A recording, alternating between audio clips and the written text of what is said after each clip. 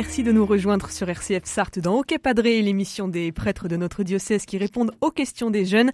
Et on va s'intéresser aujourd'hui à la question des anges gardiens. Alors dans beaucoup de séries, Netflix ou télé, il y a cette notion d'ange, d'esprit, bon ou mauvais, qui gravite autour des personnages. Une notion qui interroge pas mal de jeunes, de lycéens, d'ados, d'étudiants. Mais les anges gardiens existent-ils ? Qui sont-ils ? Peut-on les prier ? Et tout simplement, qu'est-ce qu'un ange ? Alors pour essayer de faire rapidement le tour de la question, nous recevons aujourd'hui le père Dominique Osnet. Bonjour mon père. Bonjour. Vous êtes, on le rappelle, prêtre exorciste dans notre diocèse. Avant de débuter vraiment cette émission, mon père, est-ce que vous pourriez nous rappeler ce que c'est qu'un ange et surtout, est-ce que c'est une vérité de foi ou pas ? Un ange, c'est une créature purement spirituelle. Lorsque nous disons notre profession de foi, nous disons que Dieu est créateur du monde visible et invisible. Alors évidemment, visible, on voit très bien ce que c'est. Invisible, c'est beaucoup plus flou à appréhender. L'Église nous dit que Dieu a créé un monde angélique aussi, des myriades d'anges, des milliers et des milliers d'anges qui sont des créatures purement spirituelles, donc qui n'ont pas de corps comme nous. Pas de plumes dans le dos, pas de petites ailes. Pas de plumes dans le dos non plus, ça c'est une représentation que l'on se fait. Elles peuvent se matérialiser pour nous apparaître sous forme humaine, mais l'Écriture et l'Église nous proposent cette réalité comme une vérité de foi. Puisque vous posiez la question, c'est pas facultatif dans notre bagage spirituel, c'est une vérité de foi. Que dit la Bible ? Est-ce qu'on a des extraits, vraiment des passages sur lesquels s'appuyer pour prouver l'existence de ces anges, Père Osnet ? Il y a des paroles, par exemple, Dieu dit à Abraham qu'il va envoyer son ange devant lui pour le guider et qu'il faut qu'il soit attentif à cet ange, qu'il soit attentif à ne pas le contrister et à suivre ses impulsions, ses indications. Il y a des paroles dans les psaumes aussi où il est dit clairement, par exemple, il a donné ordre à ses anges de te garder en toutes tes voies. Ils te porteront sur leurs mains pour que ton pied ne heurte les pierres. Psaume 90. Alors après, il y a un livre biblique tout entier, le livre de Tobie. Et là, on voit l'ange Raphaël qui vient aider le jeune Tobie dans ses pérégrinations et surtout à la guérison de son père. Donc là, on a un livre entier avec la présence de l'ange. Sinon, dans la Bible elle-même, il n'y a que 3 noms d'anges. Je dis cela parce qu'aujourd'hui, c'est très à la mode de rechercher les noms des anges. Or, il n'y a que 3 anges qui soient nommés, à savoir Gabriel à l'Annonciation, Michel à la fois dans des livres de l'Ancien Testament, mais aussi surtout dans l'Apocalypse, et puis Raphaël, donc comme je disais. Il n'y a pas d'autres noms d'anges. Alors parmi tous ces anges, Père Dominique Osnet, est-ce qu'il y en a des bons, des moins bons ? On pense aux anges gardiens qui ont la réputation d'être gentils, de veiller sur nous, mais on pense aussi à Satan qui lui est un ange déchu, si je dis pas de bêtises. C'est quoi un peu ces différentes catégories, si on peut ainsi les nommer ? Alors après, effectivement, la Bible parle du péché des anges, de la chute des anges dans le livre de l'Apocalypse au chapitre 12. Et on nous montre Saint Michel précisément comme huissier pour expulser les anges du ciel. On nous dit qu'une partie des anges se sont révoltés contre Dieu. Ce qui les a motivés pour cette révolte, c'est le refus de l'incarnation du Verbe, du Fils de Dieu. Une partie des anges ont dit non à ce projet, trouvant que c'était vraiment impensable que Dieu puisse s'abaisser à ce point de se faire comme l'une de ses créatures. Donc il y a ce qu'on appelle les anges déchus, c'est-à-dire des anges qui sont totalement devenus malins, alors que les anges sont au service de Dieu d'une part et à notre service d'autre part pour notre chemin de sainteté. Et donc il y a des anges déchus, il y a des démons. Mais on va essayer maintenant de se pencher plus sur la question des anges gardiens. Alors, est-ce que c'est vrai que chacun de nous, à la naissance, qu'on soit baptisé ou pas, obtient un ange gardien qui va veiller sur lui tout au long de sa vie ? Que penser de cette question ? Alors, en fait, l'Église, peu à peu, a mis en forme, effectivement, cette proposition de considération que nous avons un ange qui est affecté à notre service, en quelque sorte, à notre protection. Sur la base d'une parole de Jésus dans l'Évangile selon saint Matthieu, chapitre 18, verset 10, où Jésus dit « Gardez-vous de mépriser un seul de ces petits, car leurs anges dans les cieux voient la face de mon Père. Cette parole nous fait comprendre que les plus petits, les plus démunis, les plus pauvres sont à ce point aimés de Dieu qu'il leur procure une protection à travers des anges qui sont certainement parmi les anges les plus grands, ce qu'on appelle les anges de la face dans la Bible. Et à partir de là, c'est mis en place effectivement cette croyance que nous avons chacun un ange gardien.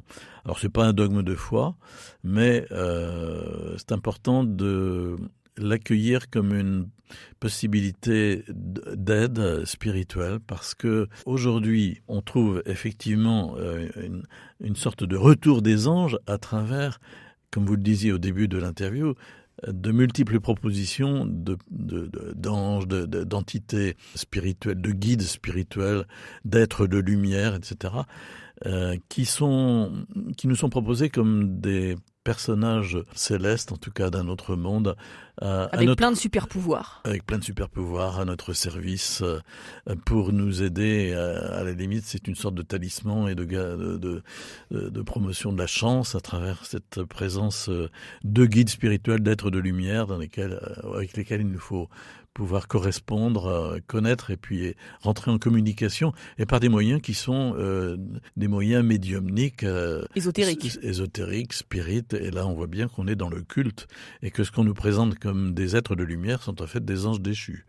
Et là, il faut avoir de discernement, effectivement. Or, c'est omniprésent actuellement sur l'Internet, non seulement dans l'imagerie, mais si vous allez dans des salons bio et bien-être, on trouve des étals entiers de cartes de divination qu'on appelle les oracles des anges. Donc on voit bien qu'on est dans la divination et dans l'utilisation d'une représentation chrétienne, mais cette fois-ci inversée et qui met en contact avec des anges déchus. Donc on ne parle pas de la même chose alors. On ne parle pas de la même chose, mais les gens ne le savent pas et ne s'en rendent pas compte. Et puis c'est tellement entré dans les mœurs, et puis il y a tellement peu de compréhension de ce que c'est que l'ange gardien que finalement on accepte d'emblée cette proposition qui nous est fournie. Alors justement, on va continuer de creuser cette notion d'ange gardien, Père Dominique Oznet. Ces anges, qui veillent sur nous, ces bons anges qui sont au service des âmes. Quel service rendent-ils ? Quelles bonnes actions peuvent-ils faire en notre faveur, nous humains ? C'est le plus souvent tout à fait imperceptible. Ce sont des impulsions spirituelles au bien, à l'adoration de Dieu, à la louange, à la rectitude. Mais c'est imperceptible. Cependant, si nous sommes suffisamment affinés spirituellement, nous percevons bien à un certain moment qu'il y a voilà. Alors, s'agit-il des anges gardiens ? S'agit-il de l'Esprit Saint qui agit en nous ? C'est très difficile à mettre en perspective et à démêler. Il faut bien comprendre que l'ange gardien est chargé de nous accompagner sur le chemin de la sainteté. Et donc, c'est à ce niveau-là qu'il va agir. Alors peut-être à certains moments va-t-il nous protéger de dangers mortels aussi. C'est possible, ça arrive que certaines personnes témoignent qu'elles ont été vraiment protégées d'en haut. Elles n'attribuent pas ça forcément à leur ange gardien, mais on peut dire que c'est probablement le travail de l'ange gardien. Mais le plus souvent, son œuvre est spirituelle pour nous pousser sur le chemin de la sainteté. Donc il y a à entretenir avec lui une complicité. C'est possible de communiquer avec son ange gardien, de discuter avec. Comment ça se passe ? On peut le prier, on peut délicat. Lui demander d'intercéder. C'est délicat, il faut éviter de tomber dans une sorte de spiritisme déguisé. C'est pas comme ça que ça fonctionne. Maintenant qu'on puisse avoir intérieurement un clin d'œil, une prière, une parole vis-à-vis de son ange gardien, pourquoi pas, et sûrement même d'une certaine façon, pour établir cette complicité et être dans l'action de grâce pour ce compagnon qui nous est donné et qui marche à nos côtés, et pour lui demander son aide. Oui, mais il n'y a pas de protocole. De rituel.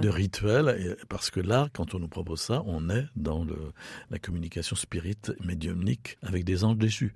Mais alors ça veut dire que prier son ange gardien, c'est plus efficace ou pas que de prier l'Esprit Saint ou la Sainte Vierge, Père Oznet ? Oula, vous me posez une question qui est quelque peu délicate parce que nous n'avons pas une vision suffisamment claire pour hiérarchiser les impulsions spirituelles qui nous sont proposées et que nous vivons intérieurement.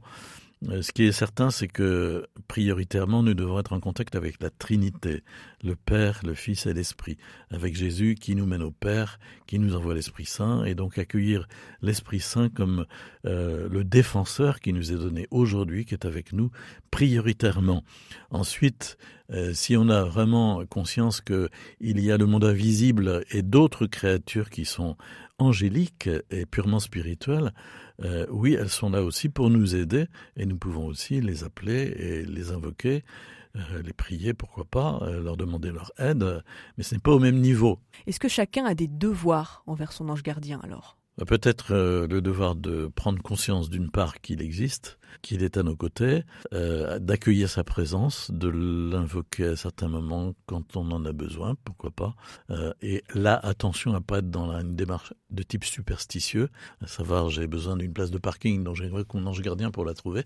Mais encore une fois, c'est au plan spirituel que se situe l'enjeu.